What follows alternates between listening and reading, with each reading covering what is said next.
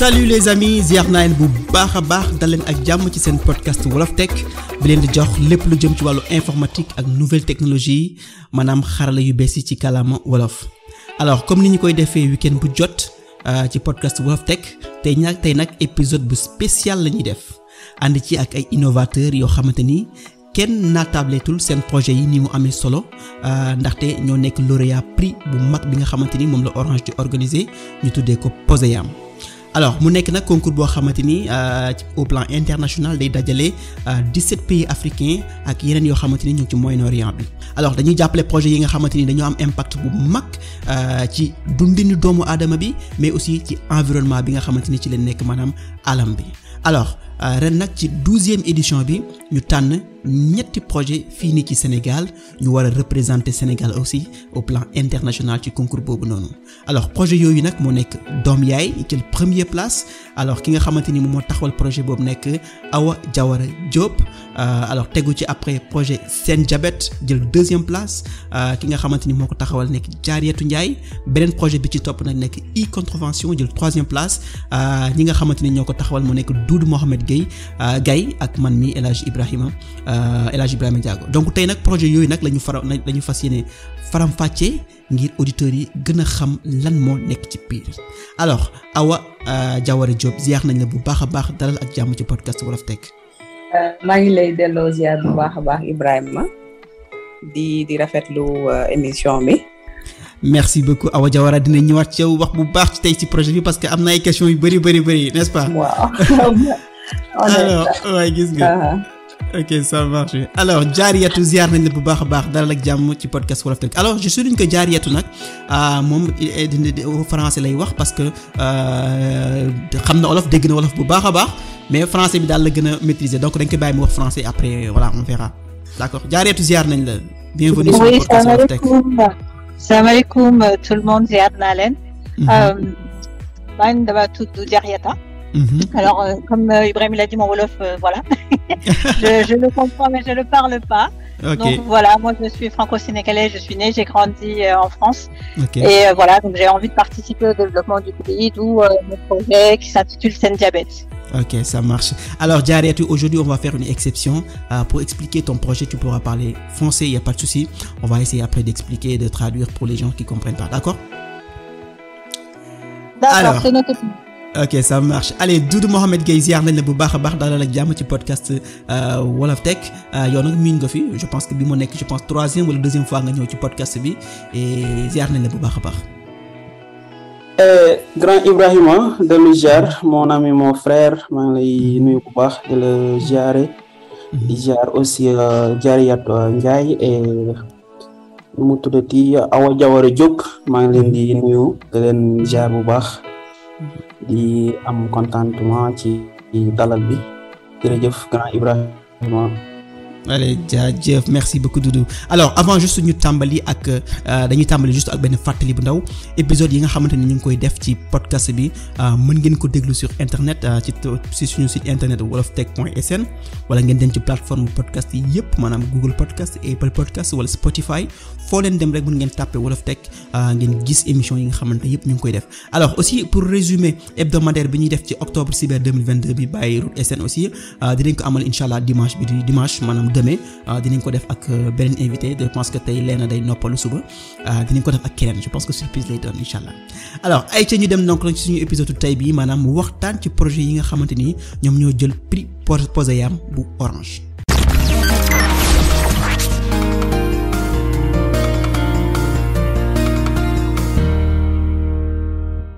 alors avant sax ñu dugg sax ci waxtaan bi comme ni ñu koy defee saa su nekk pour que auditeurs yi mën a xam ñi nga xamante ni ñoom la ñu invité ci podcast tey bi nii dañ leen di bàyyi kenn ku ci nekk ñu présenté wu wax ñu tuuti aussi ci jaar-jaaram alors ñu commencé ak Awa Diawara Diop. waaw merci beaucoup Ibrahima alors man su may wax sama jaar-jaar donc je dirais que déjà série S laa def.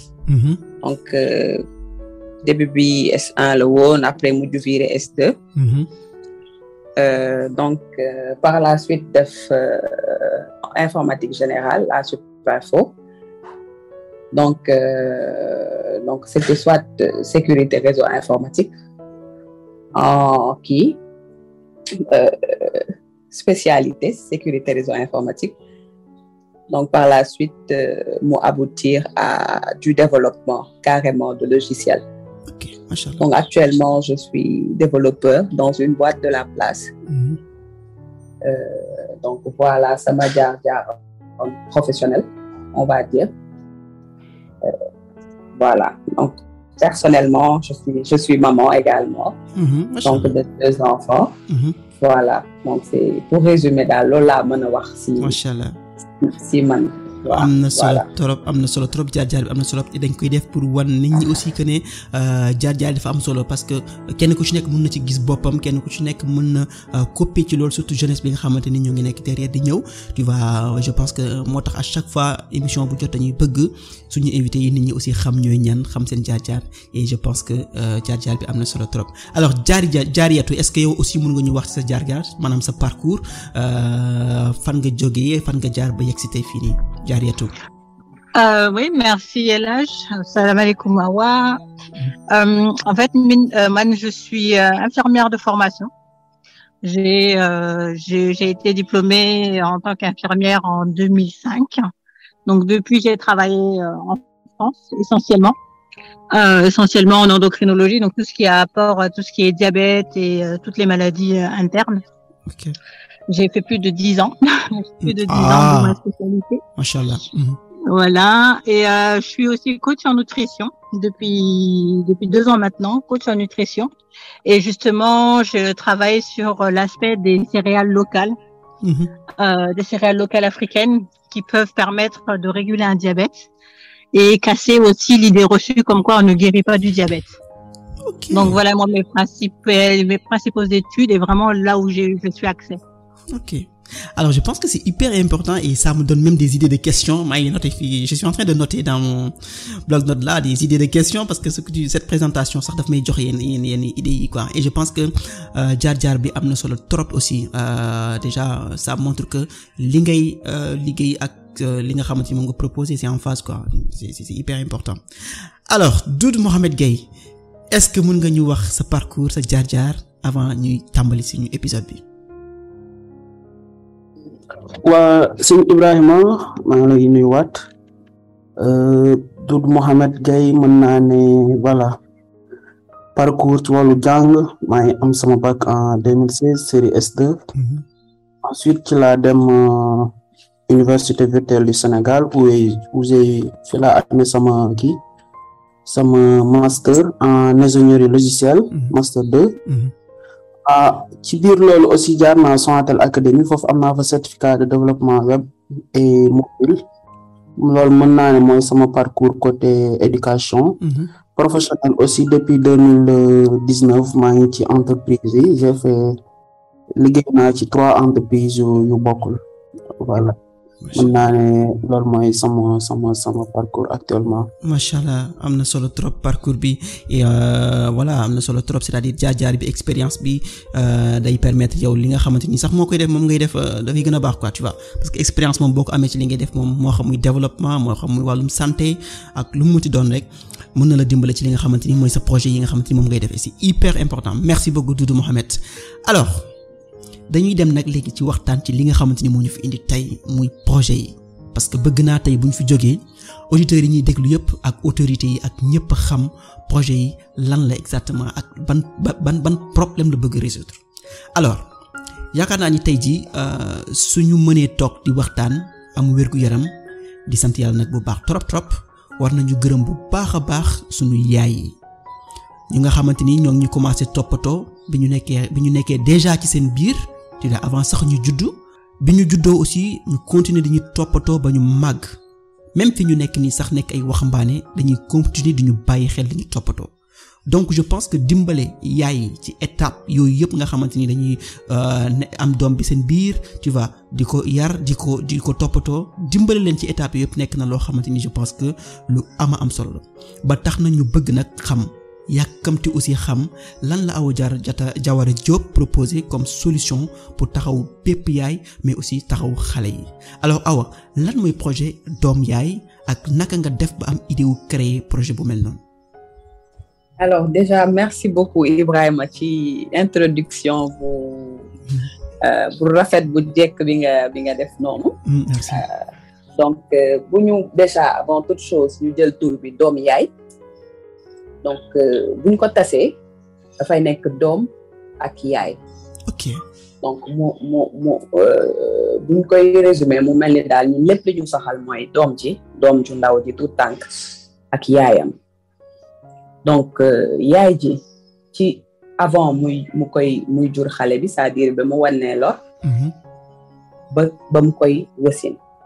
donc bu koy wasin après ñu ne yaay ak doom ji donc c'est-à-dire que tey jii ñu ne doom yaay benn plateforme la bu nga xamante ne dafay regrouper képp ku nekk yaay ak képp kuy waaj a nekk yaay c'est-à-dire ku nekk en état ak jeune maman. ok donc ci plateforme boobu tey jii déjà de base ñu ne fii suñu gox fi ñu nekk muy Sénégal en particulier Afrique en général lañ koy gën a yaatal c'est-à-dire que dañuy xool tey par rapport ak femme bi nekk en état yan information lay soxla te le plus souvent mënu ko am facilement. ok wala bu ko amee facilement tamit du xam information boobu tey jii ban moo ci baax ak ban moo ci bon parce que day jël rek day dugg ci net bi rek jël.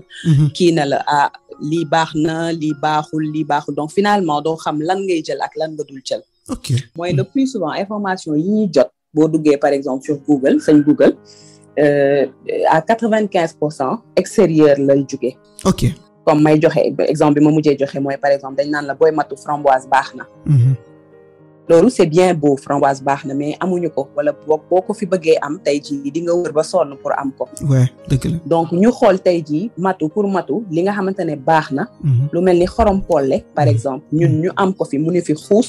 butin dañ koy tropicaliser ñun fii suñu dëkk bu loo ci soxla maire bi ci bopp koñ bi boo demee mu jaay la ko. dëgg la ñu recueillir information yooyu noonu yëpp ñu teg ko nag ci kaw. ay personnel de santé étudier daal di ne waaw bii baax na bii ay kii la parce que tamit bu ñu fàtte ne tamit Sénégal nit ñi tamit dañuy wax rek ñëpp am xam-xam. dëgg la kii dina la lii baax na kenn la lii baax na donc ñu jël lépp lu ñu ne baax na ñu teg personnel de santé ñu ne ko loo xalaat ci xorom polle ci ku ëmb loo xalaat ci tàndarma ci ku ëmb mun nañu xorom polle à partir de 7 mois et demi mën na ko jël. ok mais dose bi nii la koy commencer c'est-à-dire que ñu xool tey jii par rapport ak li ñu am. ñu jël information yooyu daal di koy mettre à la disposition des femmes enceintes ak des mamans. machallah. donc loolu mooy partie kii bi partie échange entre maman et future maman mu am beneen partie vente bu nga xam te ne dañ fay jaay article pour yaay ak pour xale bi ak beneen partie troc ak location donc article yu bari tey jii boo ko soxlaa fii nii lu mel ni siège auto. dafa cher lool maa ngi jëndee woon 80,000. ouais si. te xale bi 0,6 mois parce que xale bi 0,6 mënagul toog donc position bu tëdd bi ngay jënd à 6,12 nga war a jëndaat beneen 12,18 mois nga jëndaat beneen donc ñu proposer tey jii parent bi benn solution de troc bu nga xam te ne toi quand tu achètes bu 0,6 tu amènes ça bu xale bi amee 6 mois ñu jox la bu 6,12 moyennant une petite somme que ngay jënd di jëndaat donc loolu nekk partie troc ak beneen partie location bu nga xamante ne on te loue benn matériel pour 6 mois wala pour 2 mois wala pour 1 mois au lieu d'acheter le matériel qui coûte énormément cher donc en résumé daal plateforme Dom Réel loolu la am ci ay points ci mën naa ni muy partie échange d'informations sur le plan médical donc pour yaay jeeg doom ji mu am achat donc ñu mën fa jënd lépp loo soxla que ce soit valise de maternité peu importe. ak partie location. maanaam ñu loué la. article loolu daal ci kaw gàttal mooy doom yaay. macha allah je pense que te yaakaar naa ne je suis sûr que non mais projet bi am na solo trop man lire naa plateforme bi dugg naa ci plateforme bi xoolal mais ni ma ko expliqué nii c'est beaucoup plus clair et je pense que auditeurs yi aussi comprendre nañu bu baax a baax la muy projet bi mais ñu ngi ñëwaat léegi ci Awa parce que avant sax ñu ñëwaat ci yow am na beneen question bu la bëgg laaj c'est-à-dire yow c'est-à-dire naka nga def ba découvrir Poseyam bi nga xamante ni tey moo waral nga am distinction bi nii nga xamante ni moo tax ñu toog fii tey. Alors, pour exemple, man ko découvrir nini dama dugg ci benn réseaux sociaux di défiler j'ai vu le lien, mais sur le coup ça m'a pas tiqué parce que dañ nga daan déposer énormément sur beaucoup de ay concours, mais après sans am finalité. Donc dama jàll nii rek la nuit, le soir ñu yónneewaat ma lien bi. On m'a envoyé par message privé le lien, un ami ne ma waa mais doo déposer bokk donc ci projet bi ok waa mais doo déposer fekk temps yooyu genre c'était un ami en vrai, donc xamoon na ci ban projet laa nekkoon temps yooyu parce que maa ngi ci doon waxtaan ak moom et tout ça. Ok. Par rapport ak sama état d'avancement ou projet et tout ça, donc mu envoyé ma lien bi ne ma waa mais doo déposer bokk. Donc après ci laa ne ko ok dinaa déposer, donc quelques jours après ma peaufiner projet bi parce que il restait quand même pas mal de choses à faire. ñu eggali ko et cetera. Après noonu lañ ko déposer. Machallah, machallah, c'est hyper important et la chance des fois kenn xamul fu muy jógee quoi, tu vois, et je pense que c'est hyper important. Alors Awa dinañ ñëwaat ci yow léegi parce que am nañ ay questions yu bari yu ñu war a laaj ci information yi ci boutique bi, pourquoi location, pourquoi vente bi, pourquoi location bi et pas vente bi, lan moo tax exactement ngeen def loolu, tu vois.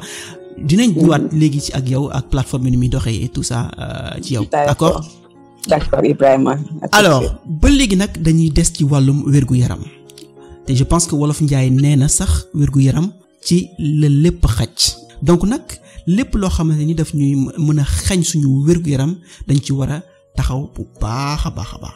Alors su feebar bi ñëwee tamit parce que yàlla moom ak ay dogalam moom mu ngi noonu, mais su boobaa tamit ñu war a mën a taxawu toppatoo tamit nit ñi ba nga xamante ni dañuy mën a am dund bu baax quoi ak seen feebar, même bu fekkee dañoo feebar, maanaam am suivi. Alors feebar yi nag bari nañu torop, waaye diabète bokk na ci li nga xamante ni feebar yi gën a garaaw la, feebar yi gën a doy waar la, tu vois, te laaj na taxawu bu mat sëkk-sëkk.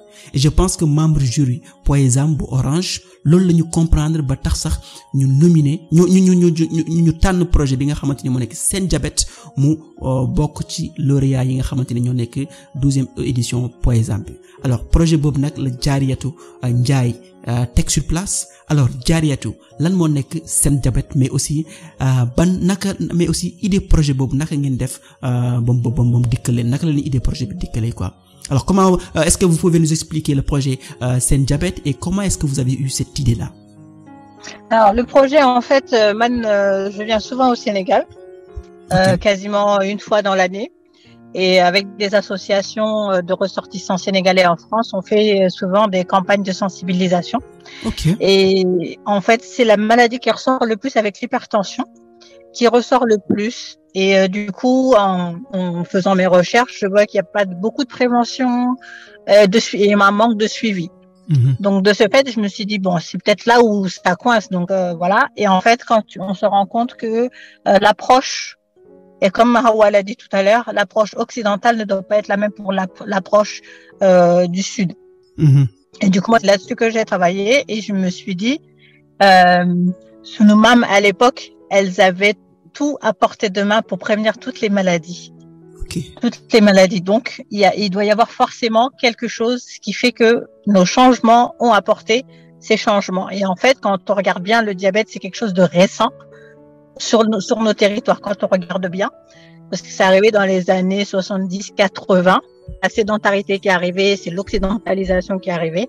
Et à partir de là, je me suis dit, c'est le silence, c'est une mam, par exemple, juste pour nos habitudes alimentaires ou quoi que ce soit. Et effectivement, donc au fur et à mesure, je me suis dit, bon, il faut que je fasse quelque chose. Et cette maladie-là, ça nous déjà ici en Europe, ça touche beaucoup de nos parents. Et ici, en fait, on n'a que la nourriture qui nous rapproche, pas que la nourriture, mais la nourriture nous rapproche le plus de nos origines. Donc le travail, c'est comment faire pour que garder cette origine, cette culture, cette part culturelle, mais tout en étant en bonne santé. Et je me suis dit, mais pourquoi je m'arrêtais aux personnes qui sont afrodescendantes, comme je le dis. Il faut que j'aille, moi, sur place au Sénégal. Il y a des choses à faire aussi. Donc d'où est né Sen Diabète. Donc s'approprier la maladie pour pouvoir la combattre, guillemets. Exactement. Donc voilà d'où est né Sen Diabète. Ok. Ah oui, je pense que c'est un projet hyper intéressant et je pense même qu'on va en discuter dans d'autres circonstances, Inch'Allah, parce que même moi aussi j'ai eu à travailler sur ce genre de choses-là et je pense que c'est un projet hyper important boo xamante ni laaj na ñu taxaw ci bu baax a baax parce que comme ni ma ko waxee ci introduction bi sànq wér-gu-yaram nekk na loo xamante ni c'est primordial, dafa am solo. Soo amul wér-gu-yaram doo mën a doxi say soxla, doo mën a liggéey, doo mën a xàppi comme ni ñu koy waxee, tu vois. Donc wér-gu-yaram lépp loo xamante ni dafay tax ñu am ko, je pense que c'est hyper important.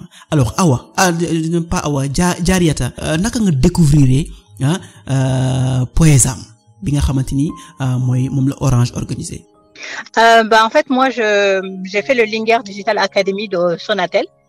Et du coup ça m'a vraiment permis de comprendre un peu le fonctionnement de tout ce qui est les appels à projets africains et sénégalais plus précisément. Et du coup il y a le lien qui est arrivé sur le groupe qu'on avait sur Facebook. Et bon, j'ai mis du temps, je me suis dit bon, j'ai peur qu'on me dise que je ne suis pas sénégalaise parce que je suis pas encore sur place, parce que là je suis en train de déménager. Okay. Donc parce que mes cousines me le disent, ouais, mais bon, toi t'es à moitié sénégalaise, il te manque ça. Et comme moi je suis encore à l'extérieur, donc là je finis la paperasse et j'arrive bientôt. Okay, et du coup je me suis dit bon. Et après je me suis dit bon, lance-toi, tu vois ce que tu veux, et après ça, là, tout est entre les mains du bon Dieu. Ouais, donc j'ai lancé, et puis après on m'a dit ça passe. J'étais super contente parce qu'en fait moi il y a trois volets principaux dans Sen Diabète. Il y a une plateforme qui permet aux médecins de suivre le patient où qu'il soit. Une application mobile pour que le patient transmette les informations au médecin sans qu'il ait forcément besoin d'aller à chaque fois consulter pour donner juste un papier, les résultats de ses prises de sang avec une photo, il lui envoie et basta. Et un autre volet qu'on appelle Sen Yaram, c'est vraiment un point d'accueil, d'information et d'échange sur les maladies et sur la prévention, et aussi comment se réapproprier nos céréales locales pour être beaucoup plus sain. Parce qu'en fait, le diabète, on en guérit. Faut qu'on arrête de se dire qu'on n'en guérit pas. Il y a des études qui ont prouvé qu'on en guérit. Donc, il faut que nous aussi, Sénégalais, on prenne d'être derrière les Occidentaux, qui eux se font sur la fibre pharmaceutique. C'est la pharmaceutique qui a un peu plus le pouvoir. Et nous, en fait, on sait que nos plans pouvoir nécessaires pour nous guérir. Comme on dit, Dieu te donne pas quelque chose. Il y a pas ne ferme pas la porte et la fenêtre en même temps. Ouais, si, exactement. Voilà. Alors, c'est ça on dit ça en wolof, yàlla du tëj buntu tëj fenêtre. Voilà. Voilà, c'est ça. C'est ça. Alors je pense que c'est hyper important le projet, et je pense que dinañ ñëwaat ci yow gën a waxtaan ci projet bi ni muy fonctionner, parce que voilà, il y a plein de choses yoo xamante ni war nañ ko mën a waxtaan ci biir, n'est-ce pas? Alors ñu dem ci beneen projet bi nga xamante ni moo nekk e-contravention. Alors tey je pense que yaakaar naa ni réew bu nekk ci àdduna bi yépp bëgg na dem ci kanam, maanaam bëgg na développer wu ci anam yoo xamante ni yu baax a baax lay doon. Gouvernement bi di doxal projet mi ci ni mu waree, administration yi di dox ci anam boo xamante ni bu mucc ayib la, population bi aussi ak ñi nga xamante ni ñoo ngi liggéey di gis seen bopp ci mbir yépp, maanaam ci avancement bi.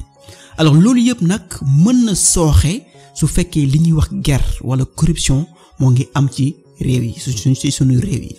Alors fii ci Sénégal nag suñu population yi am nañu ay valeur, am na lu ñuy bañ, te yaakaar naa ni ki ñuy guerre mu koy nangu, wala ki nga xamante ni moom mooy guerre, ñoom ñëpp suñu xoolee bu baax a baax nekkul loo xamante ni moom moo leen gënal, mais dañoo exposé wu ci yenn situation yoo xamante ni dafa jafe trop ba tax sax ñu koy def. Alors ngir nag guerre nag am na ci fu bari, am na ci parti yu bari, tu vois, am na fépp, mais bi ñu seetlu ci tali bi doy na waar trop, maanaam ci entre circulation bi policiers yeeg usagers yi ak yu demee noonu chauffeurs yi, guerre bi ñu seetlu ci foofu noonu dafa graaw, dafa doy waar. Alors loolu tax nag projet e-contravention jóg pour indi benn solution pour aar ñëpp ñi nga xamante ni ñoom la guerre boobu di mën a laal. Et maa ngi am mbégte aussi bu baax a baax bokk ci projet boobu noonu ak sama collègue sama collaborateur Doudou Mohamed Gueye nga xamante ni moom moo ñu war a expliquer le projet bi bu baax a baax alors Doudou man tey maa ngi ci Wolof Tech bi yow desal ci kii bi ci e-contravention bi d'accord alors Doudou est-ce que mën nga ñu expliquer lan mooy projet e-contravention ak lan moo waral aussi naka la idée bi juddoo quoi. waa jërëjëf Ibrahima ci encore opportunité bi ñu am pour mën a échanger ak ñi nga xamante ne ñoo ñuy déglu mën naa ne fépp ci àdduna bi parce que voilà Wolof Tech mu ngi partout dans le monde tey dañuy ñëw pour présenter e-contravention comme mën naa ne def nga introduction bi wala résumé bi sax en quelque sorte.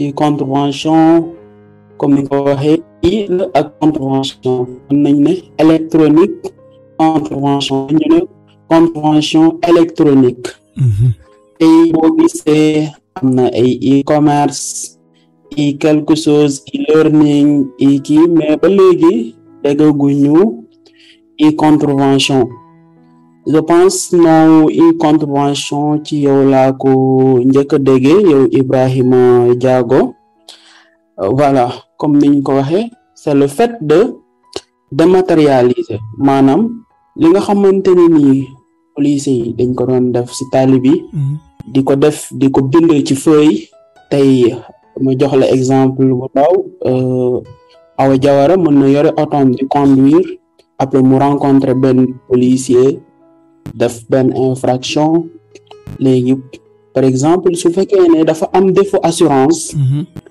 ci yoon Awa Jawara war a fay 20,000 mais tey li ñu noté ci tali bi gis ko à chaque fois tey jii soo jëloon sa oto nga gënaat ci tali bi def la infraction da ngay rencontrer la même chose voilà ma ne comme projet bi pour bonne gouvernance la ak xeex li nga xamante ne nii moom mooy di wàllum guerre mooy corruption parce que Sénégal d'après bi ñu defee ay recherche gis nañ ci rapport 2018 bu OFNAC chaque année dafay perdre 118 milliards yoo xamante ni guerre moo ko waral waaw muy état bu Sénégal 118 milliards 2 ans mu nekk 218 presque 200 milliards 3 ans nga am 300 milliards dans 10 ans dina perdre 1,000 milliards yoo xamante ne ni xajoon na ci gafa réew mi quoi parce que bu ñu fàtte ne Sénégal pays sous-développé la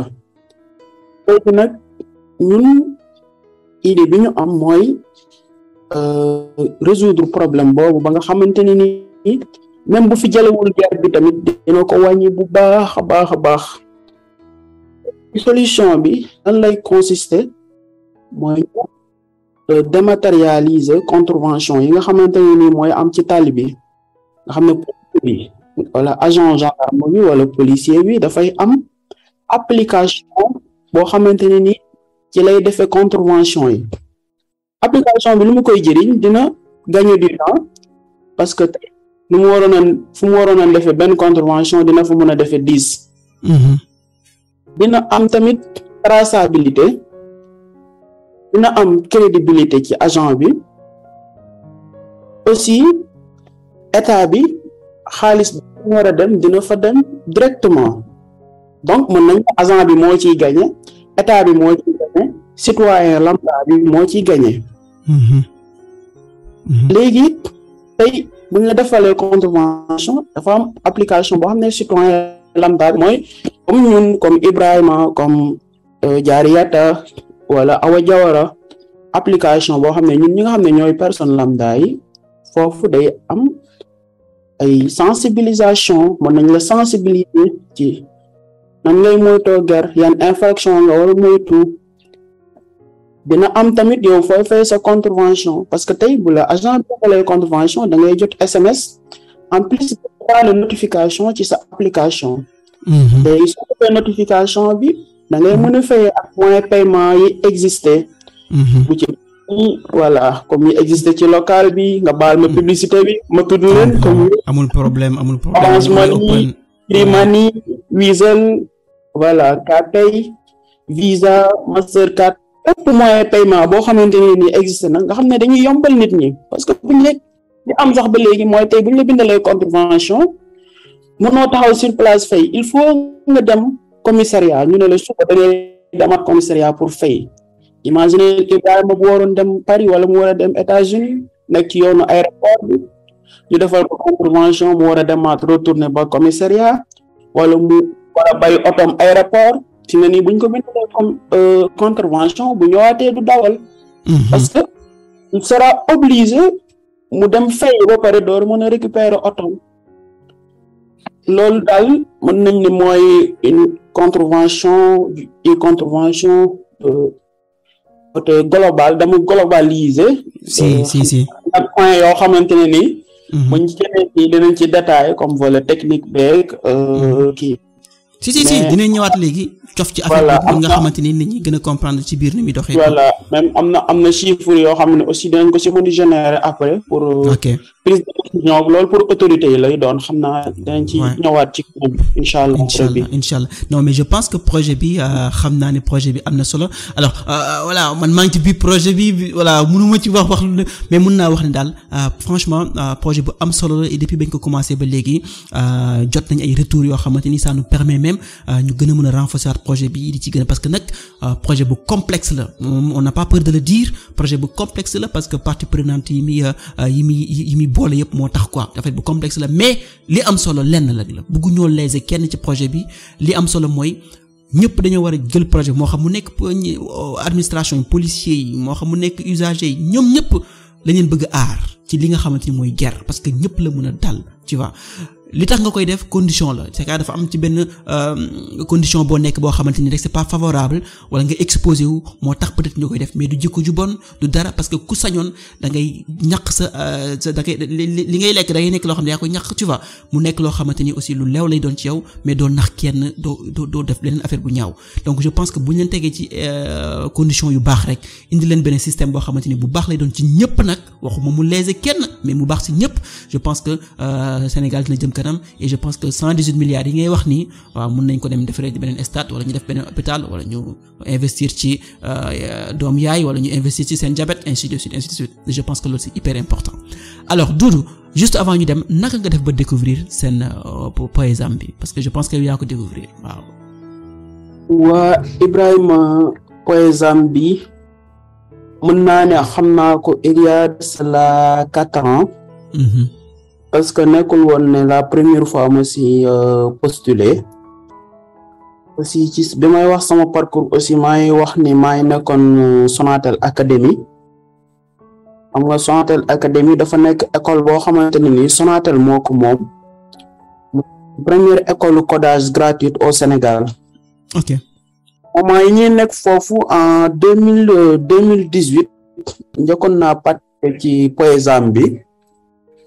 boobu mën naa ne voilà j'avais pas beaucoup d'expérience sama projet motivé woon voilà ci daa njëkk a participer depuis lors nag participer waatuma si ba cette année ci la si participer waat gis ko ci réseaux sociaux yi après ma postuler si voilà postuler aussi toog nañ nee lañ postuler je pense ci mois de septembre bi lañu convoqué pour ñu def les speech voilà après de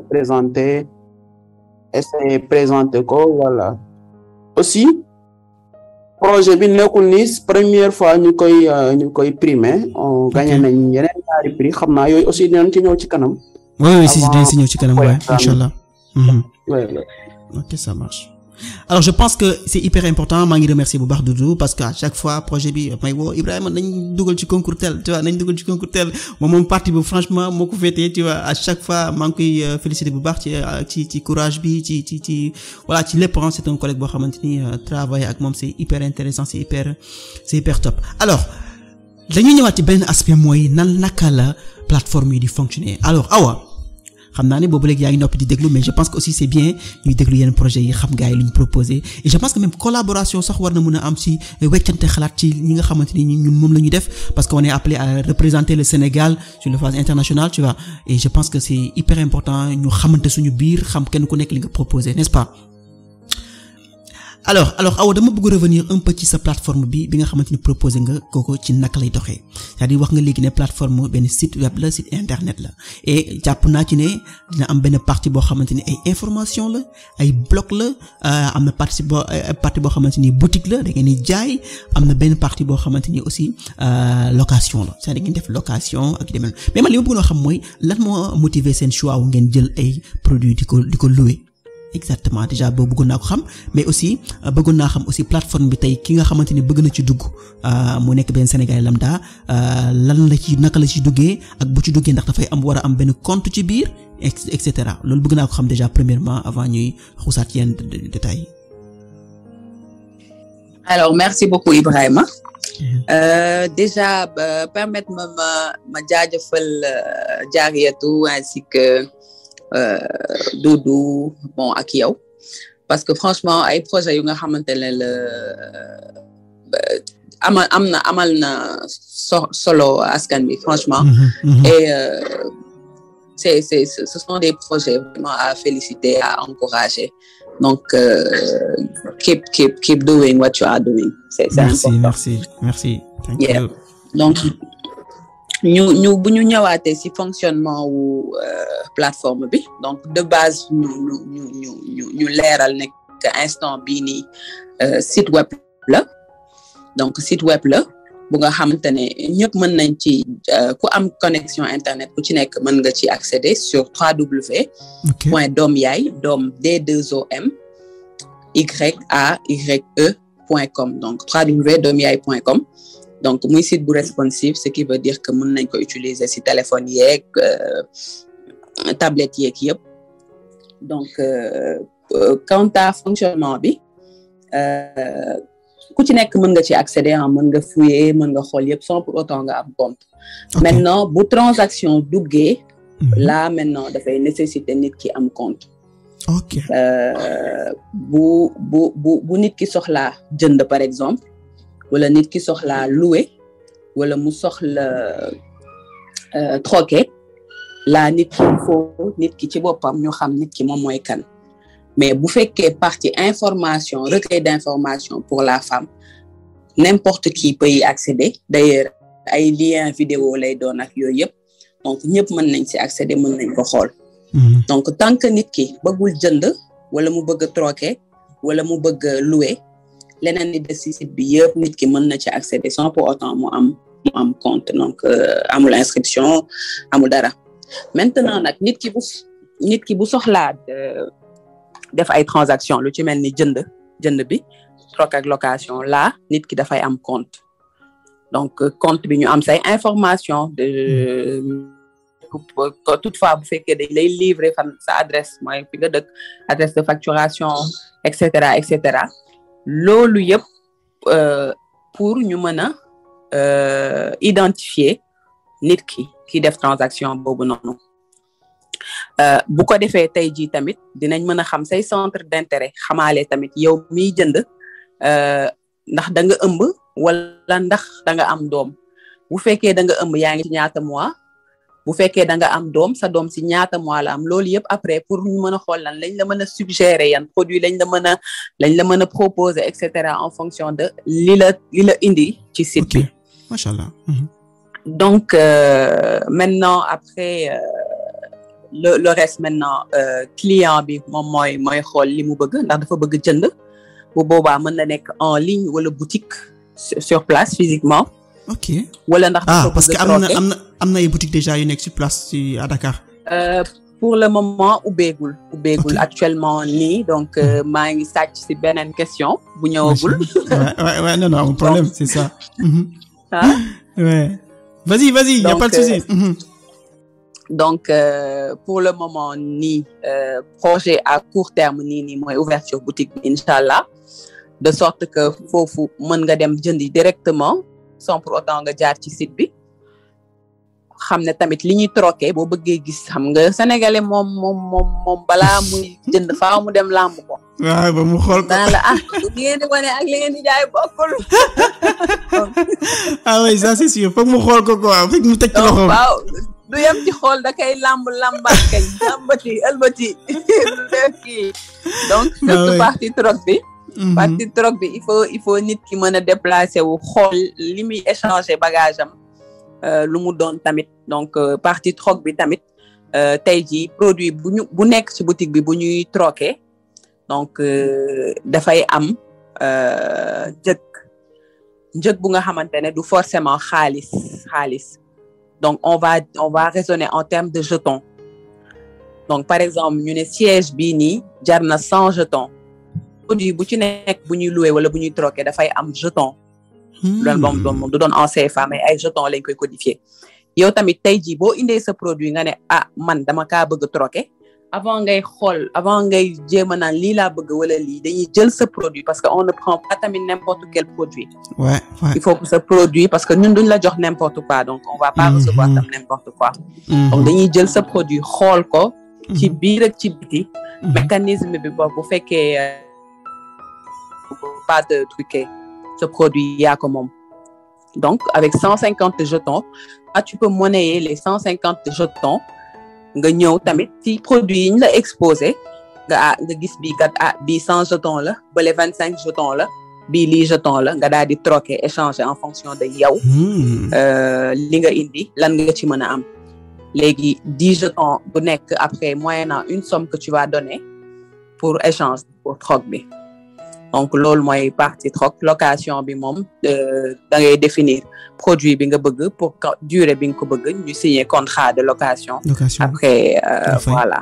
Donc voilà daal ci. mais Awa en fait. waaw dama xaw a sot na quoi c'est-à-dire en fait pourquoi ngeen def le choix créer ay jetons pourquoi def la nag ne xaalis ok mais pourquoi ay jetons mais dafay xaw a ñëw sax ne da ngeen di simuler affaire bitcoin sax pourquoi pas mais pourquoi ngeen choisir affaire jetons yi waaw xam nga nag boo évoluer ci informatique yenn saa yi da ngay xaw a waane. yenn saa yi créativité bi quoi. waaw. bah oui. donc loolu c'est une chose. Ouais. En plus c'est pour tey jii. Parce que troc ñun Sénégal amuñu culture troc. Ouais. Pas qu'on puisse dire. Ouais, ça c'est vrai. amaguñu culture troc. Donc tey jii. boo ñëwee ne troc déjà man le mot troc man xamuma ko ci wolof naka lañ koy waxee. mais mën na nekk wecco peut-être wecco mais bon wecco. je sais pas. wecco je trouve que dafa c'est moins technique. c'est moins technique quoi ok. c'est moins technique. mais dinaa rechercher quand même dinaa rechercher mot bi mu doon lu nga xamante ne bokkul suñu culture xamuñu ko. Ouais. donc forcément. il faut ñu dem ci ak xel bu dal maanaam il faut tey jii kii ñëw pour troquer nga wan ko ne que ñun troc bi jiitaluñ ci xaalis bi. ok je vois moo tax xaalis bi ñu mujjee ko. ñu ñëw kat ñun ne yow tey jii lii nii nga indi dañ koy quantifier d'abord par rapport ak sa état wu produit. yow sa état wu produit par rapport ak sa état wu produit ak sa qualité produit sa prix produit bu ñu boolee loolu yëpp ñu quantifier ko ñu jox ko benn valeur. ok. léegi par rapport ak valeur boobu ñun tamit am nañ ay produits yu nga xamante ne bii am na valeur bi bii am na valeur bi bii am na valeur bi parce que boo xoolee ci échange bi début bi ba fin xaalis duggagul yow boo paree xaalis bi ngay fay. mooy nekk par exemple yow sa troc li nga troqué 100 jetons la ñu ne la kon yow 1500 ngay fay. ok. li nga troqué 300 jetons la. xaalis bi. moom la ñu mujjee. ok. donc dañuy jël valeur produit kii bi ba pare ñu quantifier ko sans pour autant wax ci xaalis. ok. c'est-à-dire jeton bu nekk am na lu muy représenter ci xaalis quoi am na lu mu correspondre. jeton bu nekk. jeton en fait par exemple on va dire prix bi fixé guñ ko mais par exemple dama joxe exemple nii rek. ma ne la 100 jetons par exemple 100 jetons de troc dafay dikkee 1500 maanaam boo troqué lu tolloog 100 jetons yow boo troc bi bu jeexee yow yaa ngi war a fay doom yaay 1500. ok je vois. je sais pas ndax yaa ngi comprendre. maa ngi comprendre bu baax comprendre naa bu baax a baax. yaa ngi comprendre donc aspect xaalis bi la ñu mujjee pour mettre nit ki à l'aise que dañuy weccoo kaay toog man kat am naa lii yow am nga lii mu ngi mel ni tey ngay dem Colobane rek di dugal. waaw si. waaw yóbbu sa benn affaire yi di ko doon ñu yor sa dàll xam nga nag booy Colobane laa fële laa juddoo. cité douane bi nekk Colobane. pas point du noonu. non xam naa fi idée bi jógee léegi maa ngi door a comprendre fu idée bi jógee. donc da nga naan say benn 6 heures 7 heures yooyu. dugg ci maquette bi. xam nga sol say joo yi sol nga ko 2 mois. am benn 5000. daal di yóbbu joo yi. joxe ay Jordan 3 joxe sa 5000 nga génne Jordan 11. bah ouais wax nga dëgg ça c'est sûr. donc c'est un peu le concept. le concept quoi. maintenant yow xam nga fële. balaa ngay dugal faaw yow nga yóbbu dara. ah oui parce que jëndoo. da ngay dugal. dañ koy xool sax dañ koy xool ko ba mu bëgg ba mu baax. exactement lii la jar fi mu toll nii ci marché bi. duñ la xool sax boo yóbboo lu bon dañ naan la saay jubalal. ouais si. donc avec les termes sax ñu ngi ñëw saay jubalal. jubalal lañ la wax jubalal. bah oui c'est cool. donc yow da ngay indi sa produit ñu xool sa produit ndax baax na. yow nga xool suñu produit lan moo la intéressé après boo paree nag ñu ne la saay yow yaa bëgg lii joxeel nangam léegi joxeel nangam boobu pour que mu officiel tey jii ñu ne la joxeel 100 francs suba ñu ne la joxeel 1000 francs ñu quantifier bu ci nekk valeur am ñu def ay jetons ñu daal dina nag pour x jetons tu donnes la somme. Machallah. Donc voilà. Alors je pense que comprendre nañ à peu près fonctionnement bi ni muy doxee et je dis souvent que ne ndeysaan duñ mën a am temps pour développer ci lépp ndeysaan ci podcast bi tu vois mais déjà nit ñi ñu ngi comprendre déjà affaire bi man déjà gën naa comprendre projet bi ni muy doxee tu vois et je pense que loolu am na solo trop bu baax ñi koy déglu aussi mën nañ indi seen ay commentaires wax seen ay idées tu vois et loolu mooy important su tax tey li ñuy def nii quoi tu vois parce que dañ koy def pour que nit ñi xam ba pare mën a joxe seen idée mais pas xam rek ku nekk toog sa kalu société non mais boo leen xamee mën ngeen joxe seen ay idées mën ngeen joxe seen ay commentaires mën ngeen contacter directement Awa parce que dinañ def ci biir description podcast bi seen site bi dinañ def seen ay quelques informations yu ñu envoyé comme ça boo leen bëggee contacter pour ay collaboration pour ay commentaires wala pour ay suggestions nga mën ko def wala pour plus de compréhension aussi nga mën ko def mais bon comme temps bi dafa gàtt mënu ñëw def lépp fii n'est-ce pas mënu ñëw wax lépp fii. Merci beaucoup Awa ci explication fonctionnement boobu je pense que am na solo trop et dañuy dem ci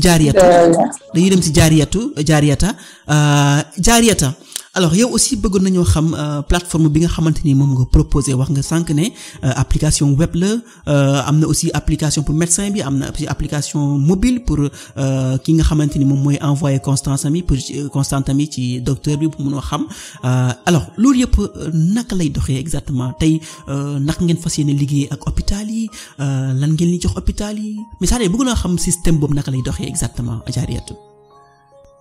Alors, système B, en fait, on propose déjà dans un premier temps la plateforme aux médecins. C'est exclusivement destiné aux médecins. Autogérer, en fait, leur maladie. Donc, c'est les médecins qui sélectionnent les patients qui vont inclure dans la plateforme. Ils vont leur donner un code qu'ils pourra mettre dans l'application mobile. Et cette application leur permettra de transmettre leur glycémie, en fait, le taux de sucre dans le sang, selon ce qu'ils leur demandent. Si on te demande de surveiller 2 fois par jour, 3 fois par jour ou 6 fois par jour, en fonction de l'évolution de ton diabète. Et ensuite, le médecin a les informations en temps réel. Et comme ça, en fait, il y a les conduites à tenir pour lui dire exactement, bon là, tu es en hypo, ça veut dire que ton sucre, il est très bas.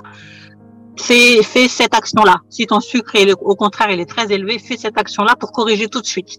Parce qu'on sait que on ne meurt pas du diabète. On meurt des complications du diabète. Et toutes les complications sont évitables. Comme on dit, toutes les complications sont évitables. Parce qu'il y en a qui peuvent vivre très longtemps avec un diabète sans s'en rendre compte. Parce que le taux de sucre, et ça concerne 90% des personnes qui ont un taux de sucre élevé à un moment dans leur vie. Ça, c'est quelque chose d'indéniable. Mais le truc, c'est qu'il faut pas que ça s'installe. Parce que sinon, après, d'où les amputations et compagnie. Quand ça arrive à un point, c'est que l'amputation, c'est que ça a traîné très longtemps dans le corps sans que la personne se rende compte, par exemple. Donc, le médecin, il donne des identifiants qui permettent de se connecter sur l'application mobile. Et on a aussi une partie web où les gens auront les informations générales. C'est-à-dire, quelle plante, quelle céréale fait diminuer le taux de sucre dans le sang, ou même des idées recettes. Par exemple, on sait que, par exemple, on nous dit, il faut pas manger. Moi, j'ai eu ça à plusieurs reprises à Tambacounda et à Matam. J'avais un infirmier chef de poste qui disait aux gens ne mangez pas trop le soir. Or, c'est pas du tout ce qu'il faut faire. Au contraire, il faut manger. Pour pas ton corps il a agent. Donc, s'il a plus d'énergie, il va l'épuiser et puis il y aura trop de sucre le matin. Voilà. C'est un cercle vicieux. Donc voilà, c'est vraiment ça les conduites atténuées, savoir qu'est-ce qu'on peut faire si on voit une personne dans la rue qui semble faire un coma diabétique, comment on peut réagir pour que tout un chacun puisse agir en fait. Donc il y a déjà cette partie-là et on a le troisième volet qui est le volet physique, une présence physique. Donc on n'a pas encore le local, ce sera sur Mbour, d'où j'ai ce sera sur Mbour. Et là, en fait, ce sera pareil que l'application, mais ce sera à destination de tout le monde. C'est vraiment parce que on veut que tout le monde soit impliqué dans cette maladie-là, par exemple, parce qu'on sait, par exemple, que le diabète, on l'appelle la sœur jumelle de l'hypertension. Parce qu'en général, ça va de pair. Quelqu'un qui a de l'hypertension a de fortes chances de faire du diabète, et quelqu'un qui a un diabète a forcément eu de l'hypertension. Donc, pour essayer de jongler là-dessus, et du coup, on proposera des ateliers culinaires, des ateliers de cuisine justement, pour se dire que parce qu'on nous dit toujours faut manger des légumes, mais il n'y a pas que les légumes. Il n'y a pas que les légumes. On peut très bien manger un tiboudienne en étant diabétique. Ça, c'est pas un souci. Il faut juste savoir comment on le mange. Je connais des personnes qui seront contentes de savoir ça. Bah oui. Parce qu'en fait, c'est juste un fonctionnement. Moi, je sais qu'en étant en coach de nutrition, la première fois qu'on m'a dit, il n'y a pas besoin de changer l'alimentation en elle-même. C'est juste adapter comment on mange, retrouver comment on mange. Et en fait, ça m'a fait tilt. Moi, j'ai ma tante, là, une de mes tantes qui est diabétique, donc je vais expliquer. Ça a été ma première patiente, entre guillemets, et je lui ai demandé, essayons de faire comme ça. Tu changes rien à ta médicamentation. On essaye ça et tu vois si ça donne quelque chose. Et effectivement, son taux de glycémie s'est régulé. C'est cool ça. Et quand on se rend compte, on se dit, mais Tata, elle a continué à manger son tieb. Tata, elle a continué à manger quand même son attaque à par-ci, par-là. Après, c'est vrai qu'elle a adapté les doses. Elle a adapté le truc. Mais c'est vrai qu'après, quand on mange en commun, on se rend pas compte de certaines choses. Ouais, si. Mais ça n'empêche que on peut quand même très bien faire ça. Donc, moi, je suis actuellement une dizaine de patients au Sénégal par le bien d'un médecin collaborateur. Et c'est vrai que les premiers patients, la première chose que quand je leur dis, mais Tata, pourquoi tu ne manges plus de tieb, ou tonton, pourquoi tu manges plus de tieb? En fait, le tieb, c'est plein de sucre.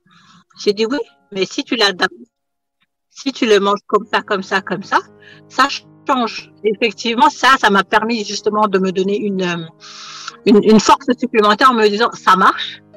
Donc, il faut mettre ça en place, quoi. Il faut pas laisser passer cette opportunité-là. Et c'est vrai qu'on a tendance à se focaliser sur les médicaments. Ouais. Alors qu'il y a d'autres moyens, quoi. Et on sait que les médicaments, ça ne soigne pas forcément. Ouais. Quand on donne des médicaments, c'est que vraiment, c'est que soit ça peut, quand on arrête, ça peut engendrer des complications. Et voilà, donc c'est pour éviter tout ça, en fait. C'est pour éviter ce cercle vicieux et retourner vraiment comme on le disait tout à l'heure, vraiment retourner à la ressource naturelle. Ça, c'est sûr. Des choses. Ça, c'est sûr. Et ça me plaît vraiment. Je suis vraiment content de ça. C'est vraiment un accompagnement personnalisé parce que il y a autant de diabète que de diabétiques. Ok, ça, c'est sûr. Ça, c'est sûr. Alors, franchement, je suis vraiment content. Je pense que les explications sont hyper claires. Et j'ai juste benn question bu ndaw boo xamante ne bëggoon naa ko ci yokk, c'est-à-dire bëggoon naa xam déjà ci contexte pays bu mel ni Sénégal nga xamante ni pays juste développé la, tu vois, patients yi bari nañ trop te mën nañ leen ràññee fu nekk ci réew mi, mën nañ nekk ci àll bi dans les villages, mën nañ nekk voilà fu sori foo xamante ni sori na trop quoi. Alors ñooñ naka ngeen xalaatee dugal leen ci biir programme bi ci biir système bi naka lañ war a mën a envoyer seen données yi seen médecins yi est-ce que ça sera par internet su fekkee internet la naka ngeen est-ce que yéen a ngi xalaat pour jox leen internet bu fekkee ne du internet par SMS la Orange wala Tigo wala Expresso naka lay demee quoi ban voie naka ngeen fas yéene recueillir information yi jógee ci patients yi pour dem ci médecins yi ci contexte pays yi nga xamante ni ay pays sous-développés la.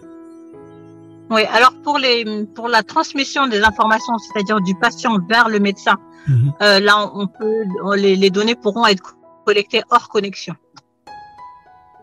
Ça pourrait être collecté hors connexion, parce que du coup, ce qu'on veut nous justement, c'est être présent vraiment sur les 14 régions du Sénégal, mettre à disposition vraiment même pour les centres de santé, pour que même si on est au fin fond de Tamba, au fin fond de Matam, ou au fin fond de, je sais pas, d'un autre endroit très reculé, qu'on puisse quand même avoir la possibilité d'être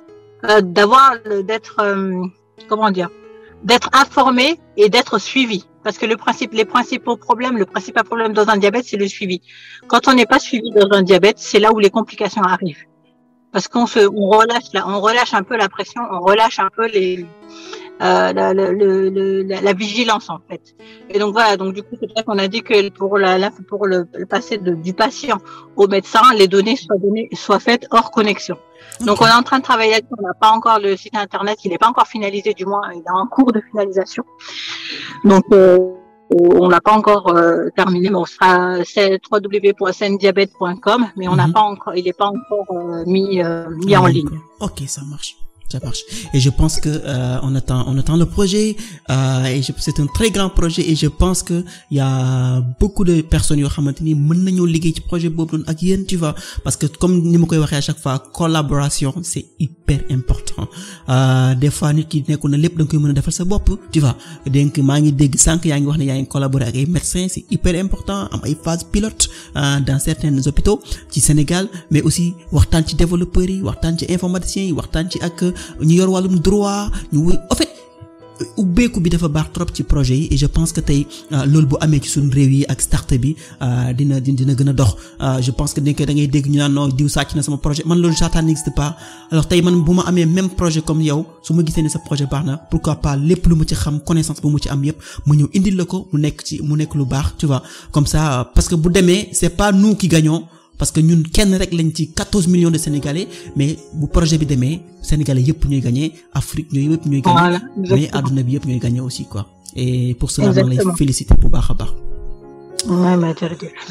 Alors ñu dem ci le temps est tellement rapide nag tu vois des fois man xam nga nag dama bëgg waxtaan tu vois mais temps bi mu ngi dem dañuy dem directement ci Doudou mu expliquer ñu moom aussi projet e-contravention bi naka lay doxee parce que gis naa ne am na ay parties prenantes yu bari yu nekk ci biir moo xam mu nekk ki nekk ci tali bi c'est-à-dire policier bi wala gendarme bi lay jàpp contravention bi naka lañ koy générer naka la ko waaj di fayee après xaalis ba fan lay dugg c'est-à-dire naka lañ mën a stopper corruption boobu noonu bi nga xamante ni moom lañ seetlu ci tali yi ba nga xamante ni policier bi dina ci gis boppam usager bi dina ci gis boppam état bi li waroon dem ci moom dina dem ci moom à la fin de la journée ñëpp dinañ kontaan quoi te corruption du am alors Doudou naka nga ñu mën a expliquer les projet bi nu muy fonctionner plateforme bi. waa Ibrahima jërëjëf ci laaj yi voilà. Une contravention pour expliquer ni muy fonctionner expliquer ko ñi déglu ak ñi nekkal ci réunion bi damay jël benn exemple tey li am nii à l'instant T may wax ak yow mooy soo defee infraction su fekkee ne dañ la war a bindal contravention agent bi day jël sa permis mu daal di bind nature infraction bi jox la benn papier boo xamante ne ni attestation gars yi sax ci tali bi da ngay dégg gars yi nga xam ne moom ñoom dañuy bañ jox police yi xaalis soo ñu ne ko attesté ma wala bindal ma attestation voilà léegi bu ñu la bindalee attestation bi tey bu ñu la ko bindaloon samedi nii vers 18h wala 19h yow attestation bi ngay dawale parce que dootoo amati permis sa agent bi day confisquer sa permis yóbbu ko ci commissariat bi attestation ngay dawalee di des ci week-end bi. bu mardi wala lundi ngay jotaat ci sa permis te pour nga jot si il faut nga dem ba commissariat ensuite boo demee ba commissariat foofu ngay defee paiement bi c'est juste pour ma contextualiser ko. ouais xam ne c'est important damay mettre dans le contexte. aussi pour mu gën a leer. léegi yow soo xoolee pour nga dem ba commissariat bi yaa ngi perte temps parce que imaginez Ibrahima war a xëy dem bureau. attestation bi ko jox mu war a expirer 10 heures wala voilà 12 heures et obligé moom buy xëy dina dem obligé perte benn 1 heure de temps wala 2 heures de temps dem commissariat lijjanti loolu doo dem bureau. gis nañ premier problème muy perte de temps. ouais y a le perte de temps en plus de cela da ngay gis keneen koo xamante ne nii. bu defee infraction mën na am défaut d'assurance léegi au lieu agent bi ne ko défaut d'assurance bii nga am ko am dañ la war a immobiliser véhicule bi warul daw parce que oto bu amul assurance warul daw loolu musiba la ci réew Ibrahima. parce que tey soo amul assurance yàlla tere nga def benn choc wala nga laal kenn assurance bi moom moo ko war a jël en prise en charge bi. tey soo reyee ne nit amuloo assurance loolu dangay dem directement en prison parce que c'est un délit donc solution bi suñ ko mettre en place dina permettre de dire problème perte temps bi ak délit yi en plus tey oto bi nga xamante ne amul frein ñëw ci police bi mu arrêté ko mu freiné taxaw na 10 mètres après xam nga dafa am défaut. nekk assurance aussi défaut la problème frein défaut la feu yu tàkkul défaut la défaut yooyu yëpp am na soo xam ne su amee oto bi waratul daw wala dañ ko war a immobiliser léegi buñ ko immobiliser woon mën na dem ba jur accident loolu tamit problème la am na ñoo xam ne nag suñu ñëwee dañuy ger police bi mën nga am défaut assurance di daw ak sa oto 1 mois sans nga am assurance. loolu mën na nekk. ok à moins que yow da ngay xel di guerre da ngay utiliser li ñu naan la corruption te yow yëpp ay problème la loolu nag moo waral état bi di perte xaalis bu bëri ci wàllum koppar comme ça corruption bi nga xam ne tey police bi su waroon defoon liggéeyam ni mu waree. xaalis bi day dem directement ci keesu état bi. ok mais tey am mooy dañuy perte 118 milliards chaque année. donc nag application bi su ñëwee moom day dématérialiser processus boobu noonu. ok tey processus boo defee infraction bi defee voilà. c'est-à-dire procédure bi ñuy joxee contravention yi ak bi ñu koy fayee. voilà fi nga def infraction bi ci point A boobu ngay taxaw nga fay sa amende bu fekkee ne 5000 la nga fay 5000 bu dee 10 000 nga fay 10 000 utiliser moyen de paiement yi existé après ñu jox la sa papier nga xam ne police bi du ko sax confisquer da lay jox sa papier sur le coup. récupérer ko dem gagner du temps en plus xaalis boobu ça sera versé directement dans les caisses de l'État voilà ça sera versé directement dans les caisses de l'État aussi dañuy prendre en compte zone yi nga xamante ni nii dañuy éloigné nga xam ne amul réseau tey agent bi su waree générer contravention wala benn Ibrahima war a fay amendam day utiliser code USSD yi. mooy comme nga def dièse 3 4 5 dièse 1 2 3 dièse quelque chose dièse ensuite nga def OK mu ne leen non contravention bi voilà processus bi nga def détail yëpp ba fay sa contravention ni mu waree. xam ne solution bi day dox foo xamante ne nii am nga ko connexion internet ak foo amul connexion internet voilà te dina gën a yombal dundu Sénégalais bi. day permettre aussi li ñu naan la bonne gouvernance ouais si bonne gouvernance mooy di éviter yoo xamante ne ni lu warul la ñu teg yëpp ci yoon gagner temps parce que tey imaginer buñu état bi su mu amee foo xamante ne ni mën na fa trouver benn 50 milliards de recettes boo xamante ne nii mu ngi doon dem dans l'air ñu dugalaat ko ci caisse de l'État waaw si loolu c'est bénéfique am na solo kay mën na créer ay infrastructure ci mel ni ay école ay hôpitaux ay postes de santé ak lu bëri même mën nañ ko investiraat sax ci policier bi nga xam ne police ñoom dañ leen di jox des matériels de dernière génération utal leen ay véhicules yu bees defaraatal leen seen commissariat yi yokk seen débit connexion internet ak yeneen mën naa ne projet bi c'est pour aider au développement du pays parce que fooy perte 118 milliards soo fa gagnewaatee 118 milliards. dara la am na fu mu xaj. et je pense que am na solo comme stade Abdoulaye Wade mën na defaraat yu mel. je pense que am na solo. et tant d'autres. je pense mën naa ne loolu moom mooy fonctionnement wu kii bi c'est le fait de dématérialiser les contraventions. ok macha allah. processus bi le fait que mu long tey boo amoon sa permis au lieu ngay xaar ba mardi pour récupérer ko. tu récupères ça. donc da ngay gagner temps guerre dootul am te di nga montant bi nga war a fay moom ngay fay amul ay neexal fii amul genre de mel tu vois mais policier bi aussi dina am en retour motivation pour affaire boobu noonu tu vois parce que loolu tamit lu am solo la tu vois et je pense que yooyu yëpp baax na trop ci réew quoi. waaw et beneen affaire bi mu ci bëggoon a yokk rek puisque bon ci projet bi laa bokk mooy que ne man li ma ci gën a intéressé mooy mun na nekk benn outil de prise de décision c'est-à-dire tey bu ñu demee ba am données yooyu yëpp maanaam xam ak contravention yi fan lañ koy gën a émettre parce que il faut se préciser que ne policier bu taxaw ci tali bi wala gendarme bu taxaw ci tali bi am na ci gendarmerie bu mu bokk wala ci police bu mu bokk ci localité bu mu bokk ci Sénégal tu vois yooyu yëpp bu ñu amee information yëpp données yooyu yëpp di xam contravention yi fan lañ koy gën a joxe fan la gën a bëree tu vois. dinañ mën a dem sax mu nekk benn outil de prise de décision pour ñu xam lan ñu jéem a saytu lan moo waral fii infraction yi bëri ci côté bii lan moo waral bërëb bii nii ñu fay gën a ràññee nangam peut-être tali yi fa nekk dañoo baaxul wala war nañ ko defaraat yokkaat tali bi wala problème comportement la ci tel dëkk pourquoi dëkk bii ñu am tel alors je pense que mën na nekk aussi outil de prise de décision et am na solo bu baax a baax. alors oui. voilà Doudou am na loo ci bëgg a yokk avant may dem juste dernière question bi. c'est bon.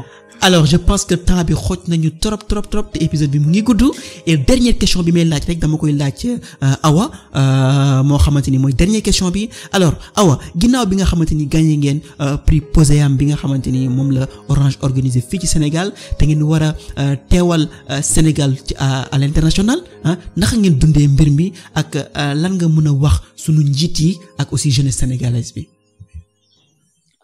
déjà.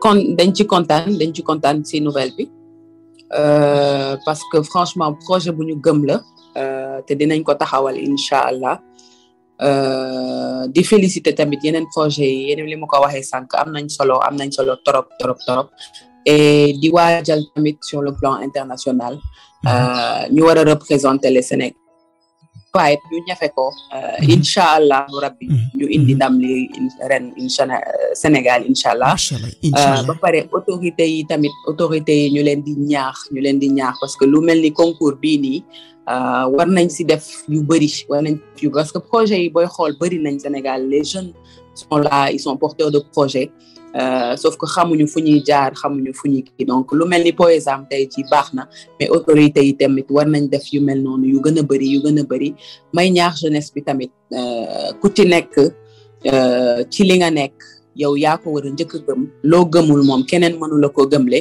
donc et foi en vous et puis toog bañ a xaar dara donc toog di xaar financement amul sens donc liggéey bi yow yaa koy tàmbali commencer def ko ku la ciy fekki door la ciy fekki donc c'est le message que j'avais à lancer ma leen di jaajëfal gars yi yéen ñëpp di leen jaajëfal yéen ñëpp machallah ça c'est hyper important un message boobu je pense que jàll na à l'endroit des autorités ak aussi jeunesse bi bu baax a baax Diarratou yow ginnaaw bi nga xamante ni aussi nekk nga lauréat ci POSEAM bi lan nga ban sentiment nga am ak naka nga waajalee aussi phase internationale bi mais aussi lan ngay wax autorités yi ak jeunesse sénégalaise bi. Déjà comme Awa l'a tout dit juste avant très fière très contente là et c'est une vraie fierté pour montrer que le Sénégal peut faire pas mal de choses. On est la jeunesse c'est l'avenir. Ça, en fait, il faut que nous, les jeunes, on le sache et qu'on le sache, mais qu'on se mette ça dans la tête. C'est à nous de construire l'Afrique, le Sénégal de demain. Les autorités, ce qu'on leur demande, c'est vraiment d'aider la jeunesse et de compter sur la jeunesse. La jeunesse, réveillons-nous, mais les autorités aussi, pensez à la jeunesse. Sans la jeunesse, le continent n'est rien. Un continent n'est rien sans sa jeunesse. Donc vraiment, principalement, c'est vraiment ça, c'est mon message, il est là. Et comme je dis, rien n'est impossible. À l'impossible, nul n'est tenu. Il y a que, en fait, comme on dit, avance et le ciel t'aidera. Et Allah subhanahu wa ta'ala, il est là. Ouais, il nous ça, dit, faites, je vous suis. Et en fait, juste à la jeunesse, avancez, croyez en vous. Et comme a dit Awa, n'attendez pas les financements. Les financements viendront une fois que vous aurez démarré, fait vos preuves. Donc voilà, moi là où vraiment je voulais insister, c'est vraiment ne pas attendre les financements. Parce que des fois, on a des promesses de financement, j'en ai eu des tonnes et des tonnes. On n'en voit pas le jour après. On n'en voit pas la couleur. Mais ça ne doit pas entacher, et voilà, ça doit pas entacher la motivation et vraiment tout. Et moi, je suis vraiment contente parce que je connaissais pas le projet de Awa. Votre projet, j'en ai entendu parler, mais vaguement. Et vraiment, comme il l'a dit Doudou, c'est vraiment pour une bonne gouvernance. Et un gouvernement, dans le sens large, pas le gouvernement actuel, mais un gouvernement dans le respect. Et surtout, exactement. Nous, dans le respect du digne, le respect de l'autre. Et vraiment, tous nos projets vont dans ce sens-là. C'est qu'on ne fait pas les choses que pour soi, on fait pour les choses pour la société en général. Et donc voilà, vraiment, qu'Allah nous facilite, qu'Allah attribue à tout le monde la réussite, la santé. Amen. Et tout, quoi. Ça, c'est sûr. Merci beaucoup. C'est vraiment gentil et ce sont des mots hyper puissants. Et je laisse à Doudou, moom aussi, mu wax ñu lan la, ginnaaw bi nga xamante ni bokk na ci lauréat yi, Poésam. Man de Poséam rek lay wax. Poésam. Waaw. Ci Poésam bi, lan nga, ban sentiment nga am, mais aussi ban message ngay wax autorités yi ak jeunesse sénégalaise bi. Vas-y, Doudou. Waa Ibrahima, merci encore, maa ngi lay jaajëfalaat di féliciter Awa Diawara ak Diarra Yatta. Waaw, mën naa ne Poésam bi ñu ko gagné def ñu gën a ñaax, gën a sas. Voilà, parce que comme ni ko ñi waxee, on croit vraiment au projet bi ñun dañu ko gëm de telle sorte que gëmuñu ne warul mën a lii, parce que quel que soit alpha jàpp nañ ne àdduna bi foofu lay mujj. Tey dañuy gis ñoo xamante ne ni yoratuñu sax xaalis ci seen poche. Voilà, électronique lañuy utiliser. Gis nañ Covid bi mu ñëwee presque ñëpp seen kër lañ toog, ci la mën nañ ne e-commerce ci la defee un grand boom, dafa def boom. Boom su fekkoon def na boom benn yoon daf ko doubler.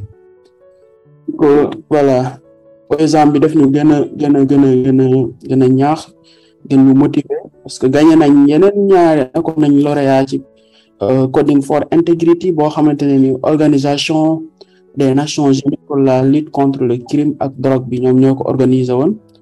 Nga xam ne c'était entre pays Égypte la woon ak Kenya ak Afrique du Sud. Ñun ñoo nekkoon deuxième au niveau national, nekkoon nañu lauréat aussi ci Afritech boo xamante ni MEDES moo ko organisé woon. Par exemple ñu nekk ci troisième. Voilà, ñu ngi préparé aussi yeneen challenge yi comme ni ko Ibrahima waxee tout à l'heure. Bépp challenge bu ñu gis rek dañ ciy dem, nous sommes des challengers. Voilà, chaque jour dañuy jéem a relever le défi. On se met en situation xool nan la ñuy relever le défi, parce que Martin Luther King da doon wax ni croyez en vos rêves, ils se réaliseront peut-être, croyez en vous, ils se réaliseront sûrement.